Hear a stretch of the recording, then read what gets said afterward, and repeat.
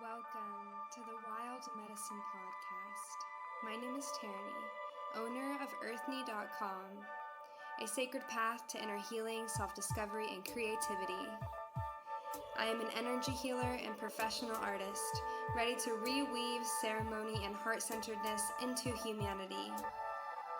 Wild Medicine is a podcast to hold sacred space to relearn the ancient ways of wellness.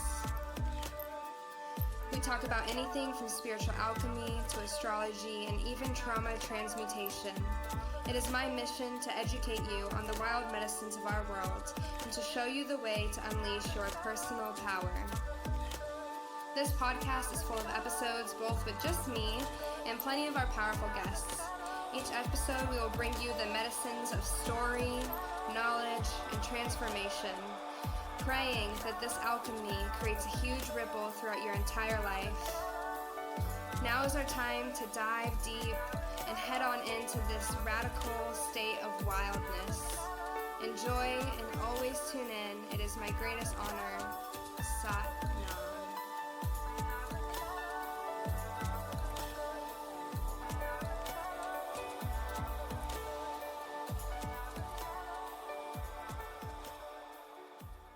Hello and greetings, it's Tierney here. So thankful to be here with you guys on this powerful podcast.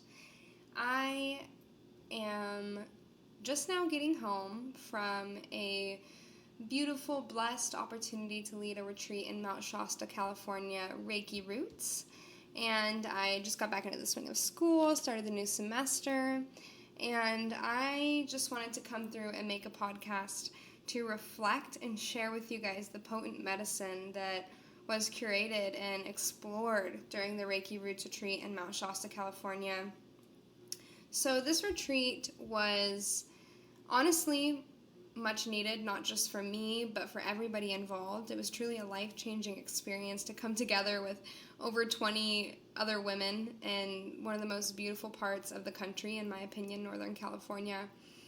And if you're not aware, Mount Shasta is actually perceived as the root chakra of the earth, or by some, it is also perceived as the crown. It kind of goes both ways, which I can see because if we observe Mount Shasta is a volcano that is still active, actually.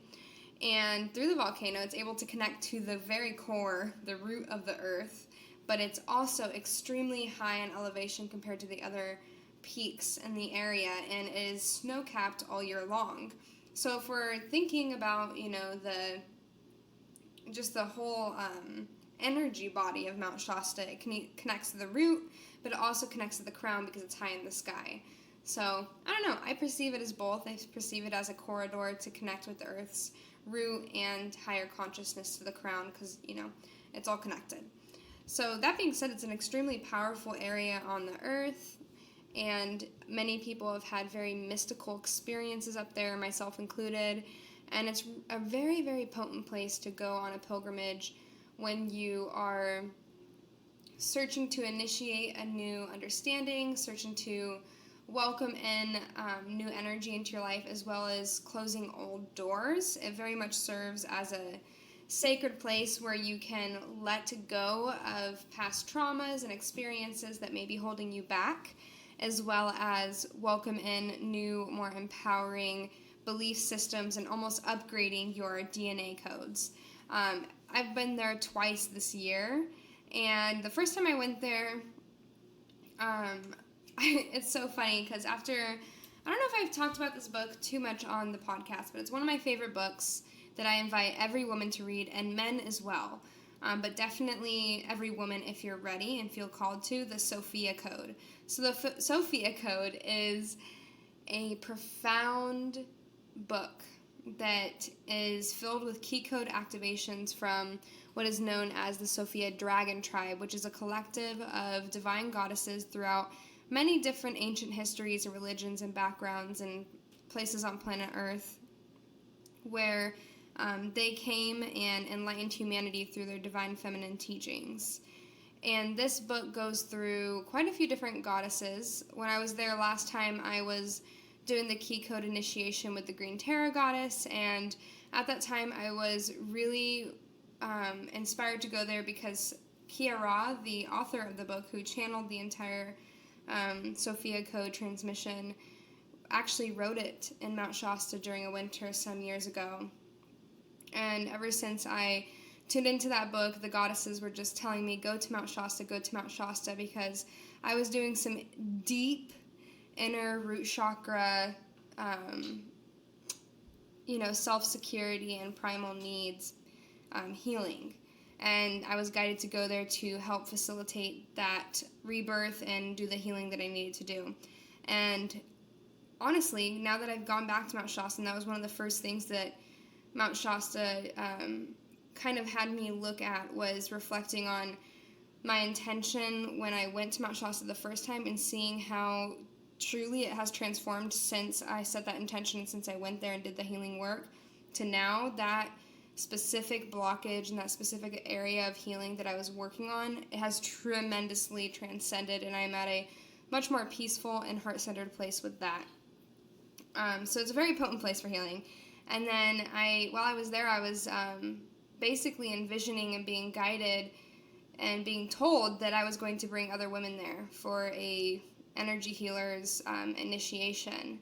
And I listened to that, and we did, with Shakti Amor retreats, we did our first Reiki certification retreat in Mount Shasta. And oh my gosh, it was so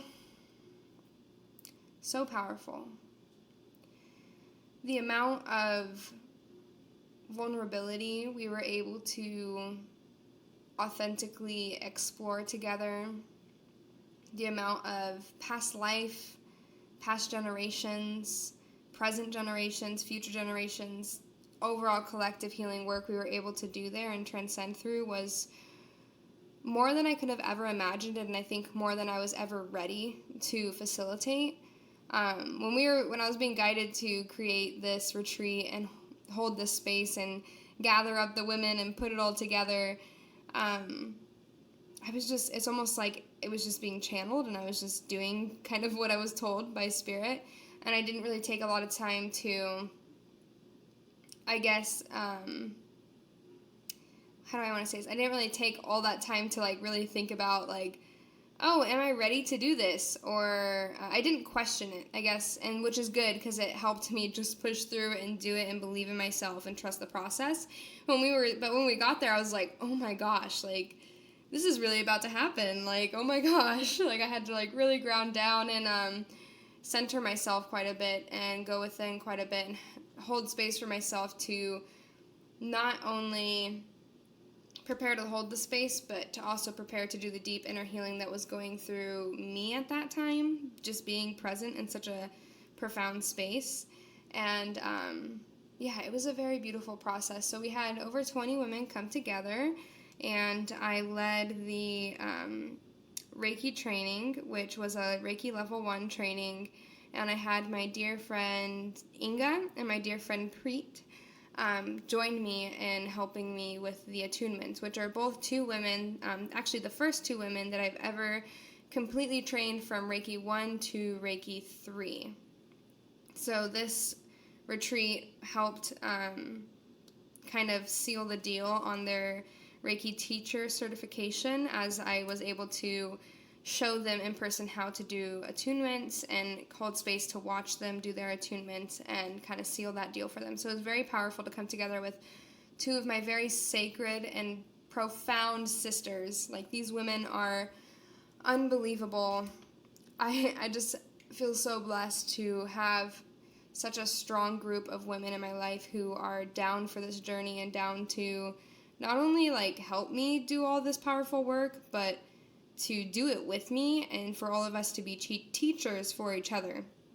And it really came through during this retreat, because I also was doing with Andrea, who I do majority of all the retreats and events that I do are with Andrea. We're very much like a power friendship couple in that way, where we just listen to spirit and we do it together and we support each other through the process and respect each other and our desires. It's very beautiful. And so we held this space, and not only did we teach each other to teach everybody and each other how to do energy healing with Reiki, We also taught them how to connect with their higher selves and to channel their higher self's energy. We taught them how to set boundaries as an energy healer, and I've been wanting to hold a space like this for so long because I've taught quite a few different Reiki certification courses here in Houston, and it's only been like enough time to do it for 4 hours, which is a very condensed time to learn how to do energy healing. Like, it's a very short amount of time, and I always felt like when I was done, I always had to do extra work and extra, I guess, like, just continued work after the course where I could feel that, 4 hours is just not enough time to teach people how to channel energy and the totality of this sacred modality. And so this retreat was an opportunity for me to prove that to myself and see how powerful it is to have multiple days where you are taking it day by day and learning one aspect, integrating it, practicing it, and then learning the next aspect, and integrating it and practicing it and doing it over a course of 5 to 7 days, which we immediately saw. I think one of the most empowering things with this retreat is having it be 5 days was so profound, because most of the retreats we do are around 3 days. It's for a long weekend, and it was so heart-centering to witness these women come on their first day, obviously anxious, because who's not going to get anxious when you walk into a house full of women that you're going to be with for multiple days and everybody's, in their own vibe, and witness them come from the first day to the second day to the third day, opening up to the fourth day, learning, doing this powerful healing work and learning it and going through the transcendence that they went through and coming out on the last day completely transformed, like 100%. Looking at majority of those women and seeing where they came on the first day and where their mental state was, where their energy was, where their focus was, and seeing where they came out on the last day, there was a very clear shift. And as a sacred space holder, as somebody who is hosting the retreat, that was phenomenal to view and to actually see that the work that we're doing is real and that the work that we're doing is powerful and that it's changing lives. Of course, I know that. Like, I know that being a sacred space holder and holding space for divine feminine healing and teaching women the tools to heal themselves, like, of course that's powerful work, but to sit there and observe it for 5 days straight in a very clear point on the earth was profound. And I think one of my biggest takeaways from this retreat was being able to understand, because I was going through my own, of course, my own healing at the retreat, because, stuff comes up and you're always healing. It's just part of life. And I think that there's this kind of expectation on energy healers and on, like, social workers and people who work in holistic healing and, kind of client-based work where you're helping, guiding other people. There's this perspective that you yourself have to be, quote, healed, or at a specific point of healing, or be perfect, or whatever, however you want to coin the term. And it was very powerful for me to acknowledge and respect and see that I can be healing, and we can all be healing and doing our own inner work and be at whatever phase we are in our life and still show up in selfless service and still show up and offer healing to others in our life.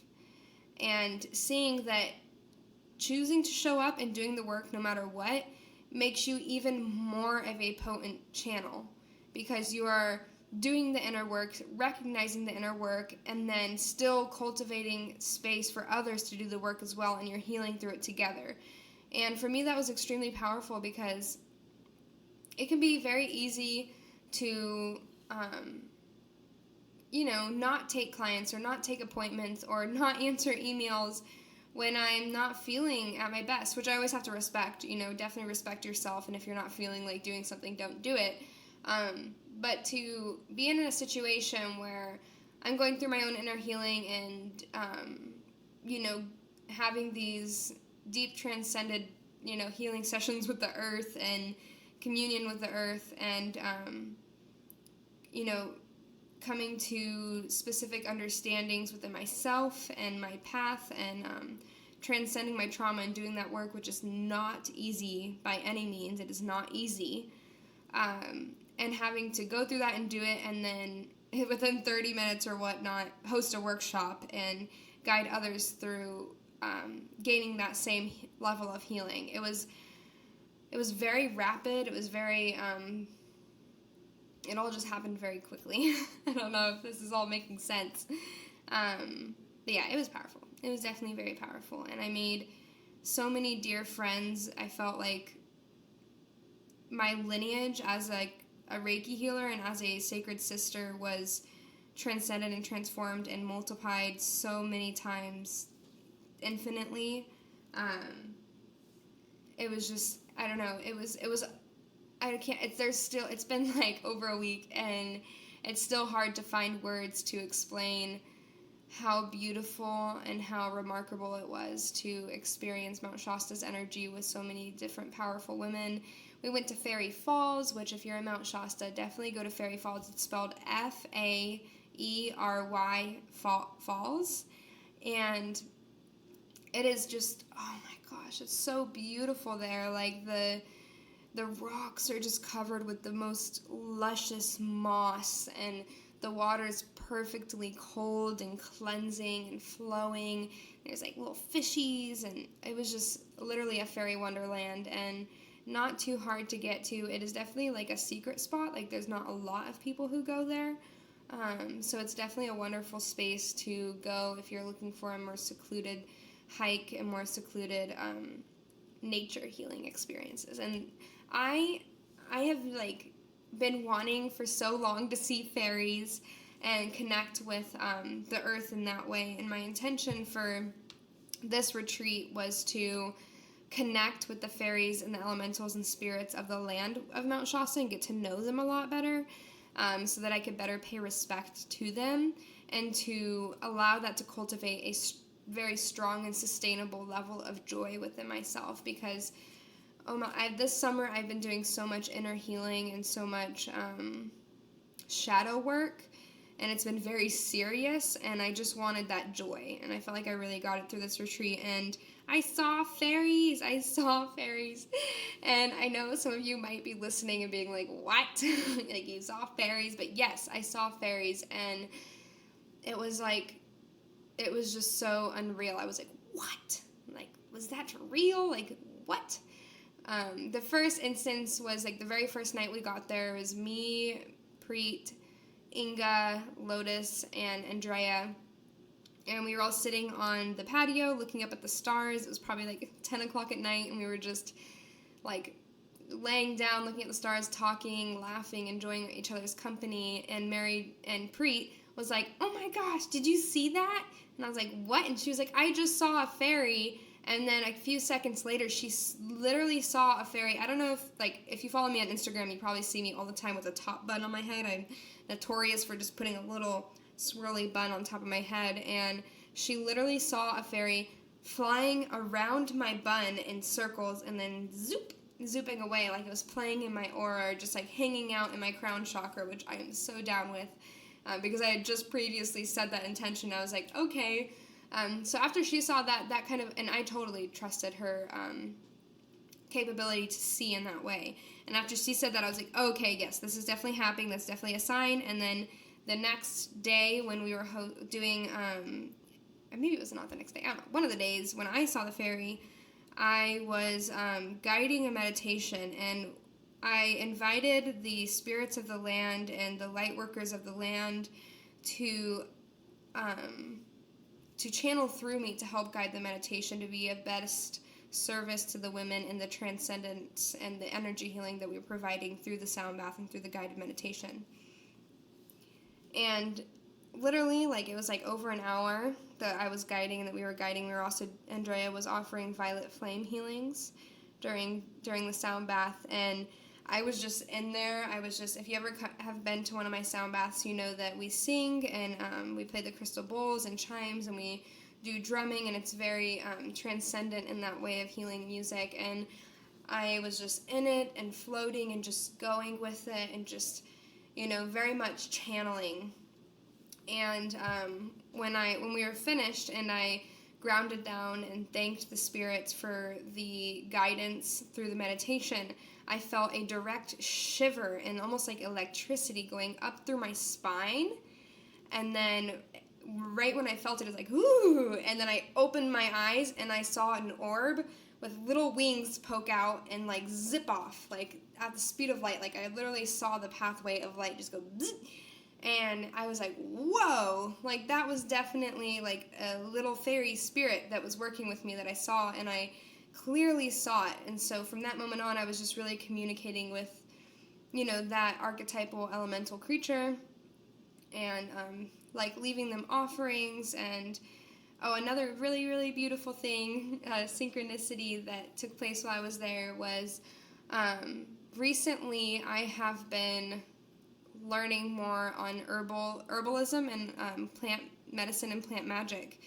And I was able to, I've been kind of like learning it by, going to my local herbal store and picking up a random herb that called out to me that I felt connected to, and then taking it home, researching it, and then making my own personal medicines with it. And whether that's tea, oils, tinctures, whatever I feel called to do with that herbal medicine. And one of the first ones that I did that with was Yarrow.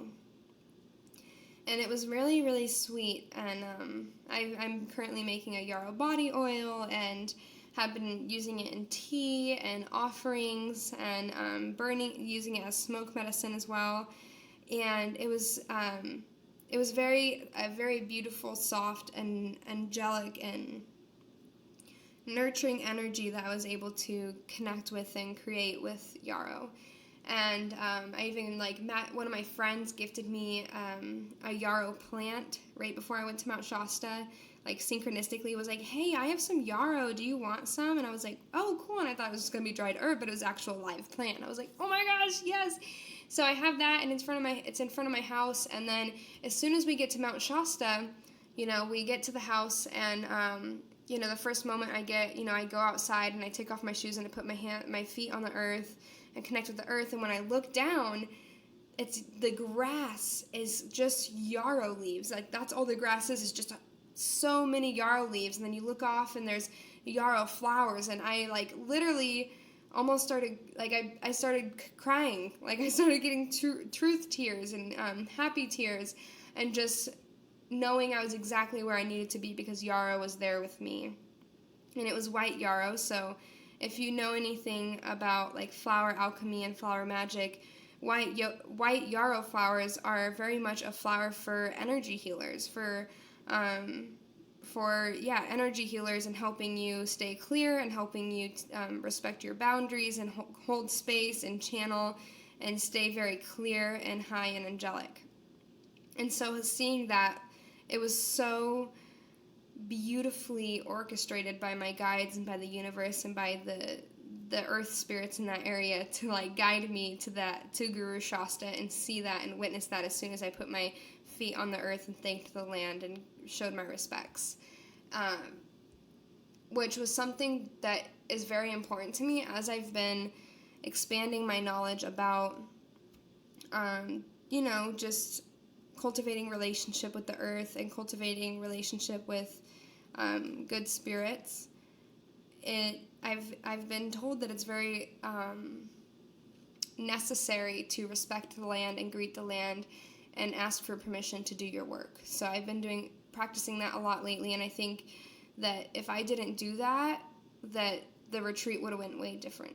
I think it was a very powerful force for me to be able to authentically do my work by getting permission and showing respect before I even started doing my work. I think it's very easy for people to just go into places and do their spiritual healing, but I think that, I just want to invite you guys all to, cultivate that relationship first and greet the land and let the land know about your intentions before you just go in and start doing things. Just out of respect. And especially if there's were or still are indigenous cultures there, connecting with them, paying respects to them and their land. It's courteous and it's respecting boundaries. So definitely practice that and see how that even just changes your relationship and your experiences. I know for me and my own personal experiences, that has very much helped me feel like I'm holding more integrity with the work I'm doing and getting more potent medicine from it. Yeah. So for this retreat, it was the first retreat that I had also, or the first time I have ever done that many Reiki attunements and taught that many people. So the most people I've taught in a class at one time for teaching them energy healing with Reiki was, I think I had done max 11 people, maybe even just 10. And for this retreat, I was teaching 24. Yeah, 24 people. And that day I did 15 attunements, 2 master attunements, and then 13 Reiki level 1 attunements. And that was intense. It was, I guess when I was planning the retreat, when we first planned the retreat, we were only planning for 15 people, but then they got 3 more lotus spells, and so we were like, okay, why not, welcome more people in, because at that point we had already sold out of the retreat, so it was a beautiful opportunity for us to invite more women in. And so we just did it. And I just trusted the process. Of course, at first I was getting nervous because I was like, whoa, I know how much energy it takes to do these attunements. It's a lot of energy to literally imprint people's souls with Reiki symbols and create a corridor around their shushuma. It's a lot of work. It's a lot of focus. It's a lot of energy surging through you, and you're literally intimately working in people's energy fields, and you have to kind of do it one after the other. So it was a lot, and it was like each attunement, it was getting more and more and more and more potent. I was seeing things. I'm not as much as my clair isn't seeing as much, as far as my clairvoyance. I mainly I'm usually clairsentient, which is I sense things, I feel things very much. But seeing isn't necessarily my psychic sense. Oh, it's not my strongest. But during that time, I was definitely seeing people's spirit animals, seeing their guides, hearing their guides. One of my friends, Asheray, when I was doing her Reiki attunement, which was the second to last, when I greeted and asked her guides if I could, gain access to her energy body to do the Reiki attunement, when I said, may I please gain access to Asheray's, they stopped me before I said Asheray, and very with a lot of authority said Lotus, Lotus, and I was like, oh, Lotus, and I said that, and then they let me basically as soon as I said Lotus and finished asking for permission, we both felt this surge of energy, and she actually how do I want to say it? She kind of jolted, she felt the energy too, kind of open up, almost like a pulse. It was very powerful. And then another woman I saw, when I greeted her guides, I saw wolves. Another woman I saw wings kind of come out of her. So it was very cool to see things as well as hear things, and not just feel them or sense them. It felt very shamanic. I've never been in a shamanic healing ceremony, so maybe that's not the right word to use, but it just felt very different. The energy work that we were doing there, maybe in that place they've gone on shamanic journeys and plant medicine journeys, which is maybe why it had that energy, but it felt very different compared to any other space I have held. It was very, very, there's a lot of different energy present, all good energy, but there was a lot of energy present, so it was pretty cool, and yeah, it was really sweet, and just witnessing these women learn the energy healing and watching them practice it and showing them my own techniques and the traditional techniques and teaching them how they can use this specific flavor of universal life force energy to navigate their life in a more connected way was it was so profound to witness the shift, to see them open up and to clearly communicate with them. It was so healing, and it's hard to put into words. And another powerful healing example, Morgan, one of the girls that was there, she was, the first day she got there, she had an ovarian cyst pop. And this is something, I guess, that has happens to her pretty regularly. And so she knew what to do. She knew how to navigate it. She was experiencing pain, and we helped take care of her pain and help, her receive the comfort measures that she needed and desired to, heal and feel good. And when we did the energy work on her, it was profound, and I offered a couple of my essences. I do a lot of essences work with essence right now, both gemstone and floral essences, and one of the flower essences I offered her was orchid. And orchid flower essence is really good for healing sexual trauma, sexual blockages, or stagnation, or even illness. Can aid in illness or dis-ease in the womb space. It's very much of a potent medicine for the womb space. And I offered her some, and the day after she used it, the swelling in her womb went down tremendously. She didn't even look swollen anymore, and she said that she wasn't experiencing any pain. She didn't feel any cysts, and that the discomfort that she had been feeling for, multiple days and even weeks prior to the retreat was pretty much completely gone.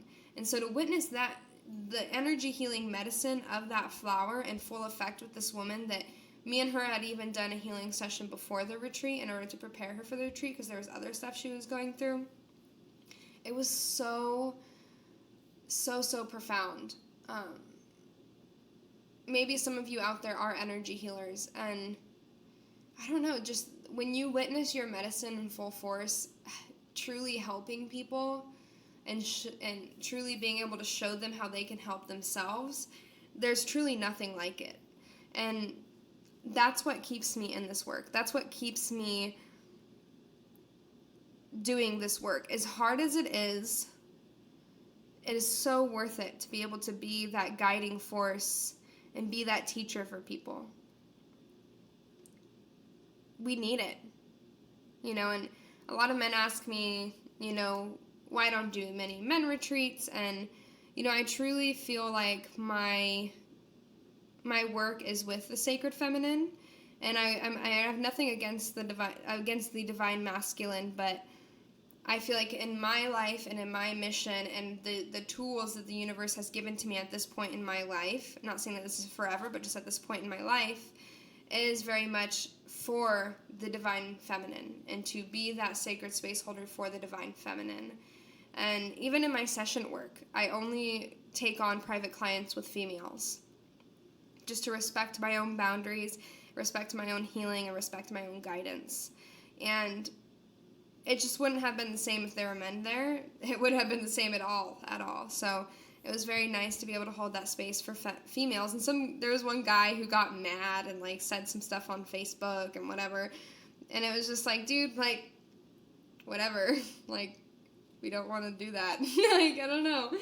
There's plenty of men retreats out there. There's plenty of men and female retreats out there. So that's just not my job. And I do host men and women retreats. We have one coming up in September that's for men and women, Sacred Grounds here in Texas. And, that one's for men and women too. And we plan on doing couples retreats and many other ones. But I feel most comfortable with doing just female retreats, because I can do my work more at a better rate, I feel like. So yeah, that's pretty fun. I don't know, hosting retreats is it's a very powerful medicine. It takes a lot of work, and it's not the easiest way to get paid for your work. I mean, I value my time at a very, very high and respectful rate, And the retreats is very much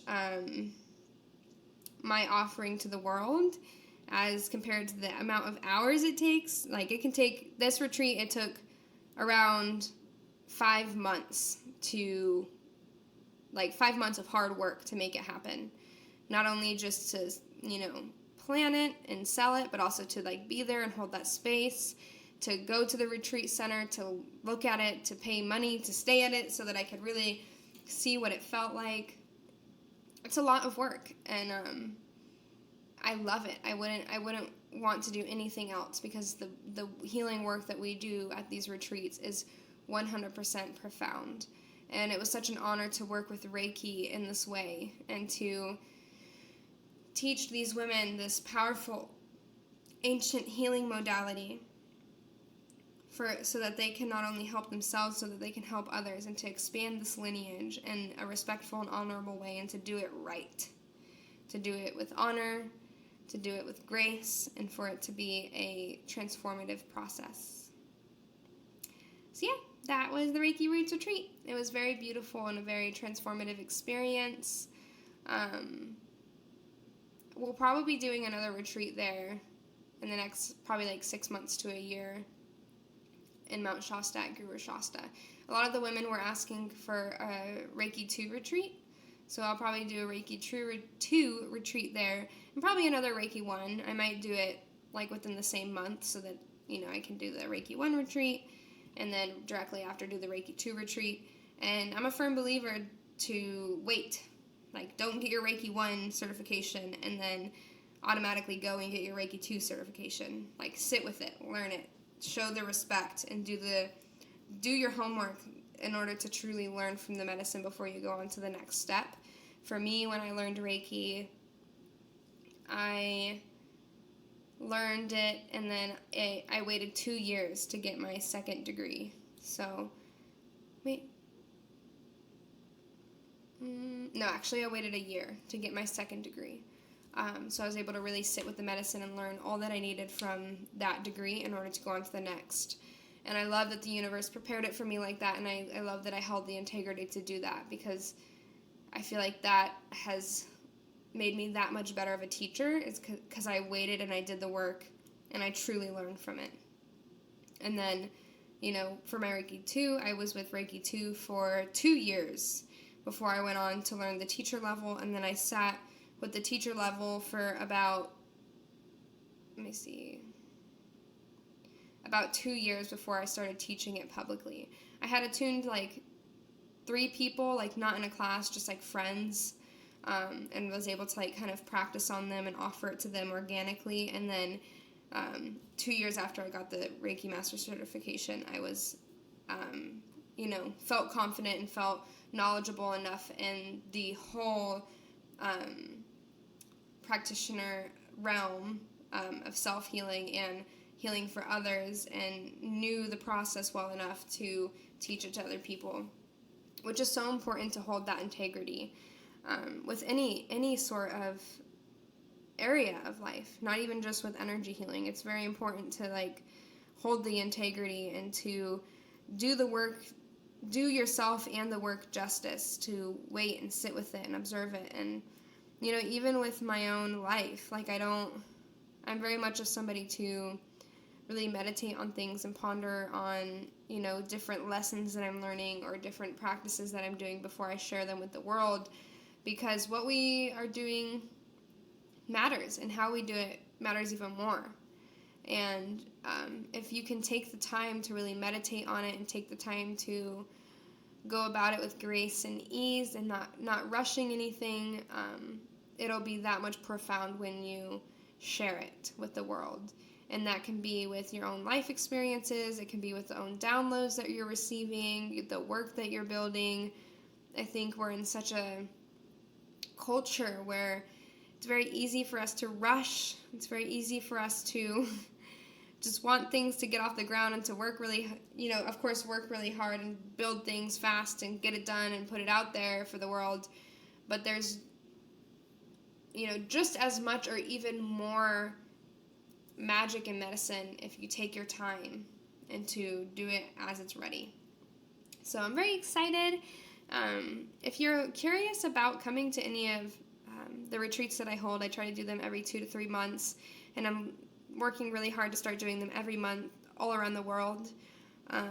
If you're curious about it, go to shaktiamor.com, look at our past retreats, look at our upcoming retreats. We even have blog posts where you can find out more about our retreats and kind of what the experience is like and what we offer. We also have testimonies out there. If you have specific questions or ideas, or you yourself want to host a retreat, just reach out. Reach out to me. Go to shaktiamor.com or email me at tarani@earthny.com and let's talk. I have one coming up in Wimberley, Texas on September 7th through the 27th through the 29th, and that's the Sacred Grounds Retreat, and that'll be a men and women's retreat. And then we'll be doing another retreat in North Carolina for the winter solstice. And then we are also looking at doing a retreat in Guatemala probably in March for around the springtime. So that's what's coming up. Stay updated.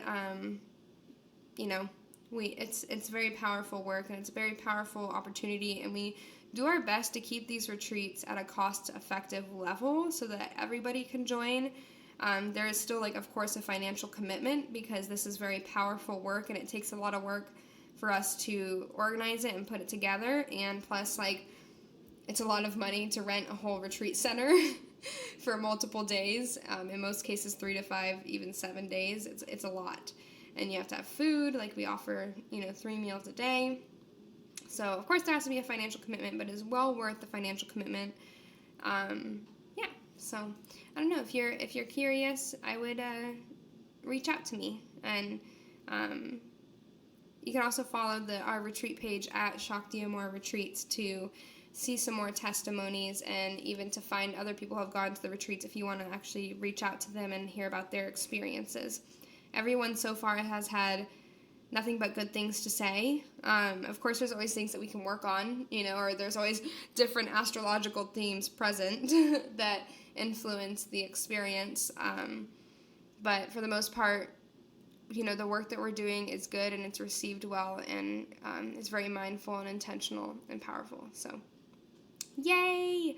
If you're desiring to learn Reiki, reach out to me, or if you're just desiring to harness your own intuitive healing practices, reach out to me. I have lots of advice on it. This has been something that I've been doing for the past 7, maybe more years, and I have a lot of information to share on it, and I love sharing about it, and I love teaching others, and I love, just talking about it. It's my thing, so I love chatting about it, so definitely reach out. I hope that you guys are all having a beautiful day, and thank you for listening to this podcast about me processing this powerful experience that I had. If you are ever getting the chance to go to Mount Shasta, definitely do it. It's a profound space. There's lots of higher intelligence energies there. It's actually seen as a gateway or a corridor for extraterrestrials and higher dimensional beings, which I very much agree with and have witnessed myself based off the energy work and connection that I've done with the land there.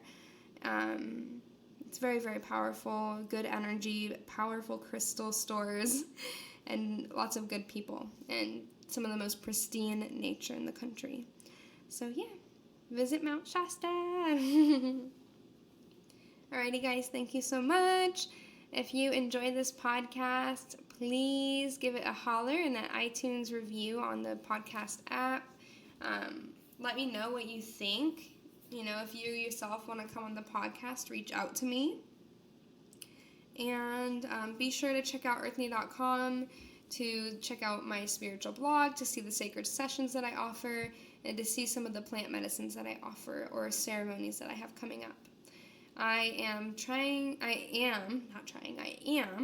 planning a tour for the winter, so I would like to go around to different cities to host cacao ceremonies and hold sacred space for other people around the country. So if you yourself have any ideas on, or you yourself would like me to come and hold that space in your city or your town, or maybe even you want to collaborate, reach out to me, because I'm looking to do it. So why not work together? So yeah, Much love, guys. Infinite blessings to you and Reiki to you, and I hope that you felt it. Sat Nam.